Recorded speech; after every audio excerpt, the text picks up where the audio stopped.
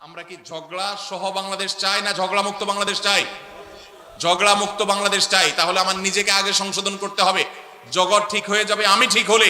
আমি নিজে খারাপ, আমি চাই সব ফেরেশতা হয়ে যাক। হবে কোনোদিন? তাহলে আমরা চেষ্টা করবো তো ইনশাআল্লাহ। যত জায়গায় আপনি বাসে উঠছেন, বাসের পাশে সিটালার সাথে একটা ঝগড়ার ইস্যু তৈরি হয়েছে। কি হয়েছে? নাইট কোচে যাচ্ছেন, সামনের সিটে বসা, উনি ওনার সিটটাকে চেয়ার কোচে ডাউন করে দিছে, এমন ডাউন করে দিছে একবার আপনার বুকের উপর এসে পড়ছে। ঝগড়া করার ইস্যু তৈরি হয়েছে না হয় নাই? সুন্দর করে যদি তাকে বুঝায় বলতে পারেন আলহামদুলিল্লাহ। আর যদি দেখেন যে না তিনি ভুল বুঝতেছেন, বলবেন ভাই সরি, ঠিক আছে থাক, আমার কোনো আপত্তি নাই ভাই, কষ্ট হচ্ছে, তারপর আপনি মেনে নেবেন, আপনি ভালো মুসলমান হতে পারবেন।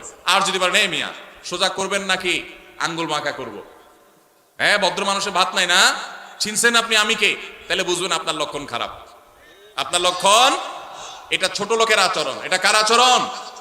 আর বড় লোকের আচরণ হলো ভাই আপনি রাগ করেন না, সরি ভাই, আপনি মনে কিছু করছেন ভাই, ঠিক আছে ভাই থাক, দরকার নাই, এই যে আমি মেনে নিলাম, এটা হলো ভালো মানুষের গুণ।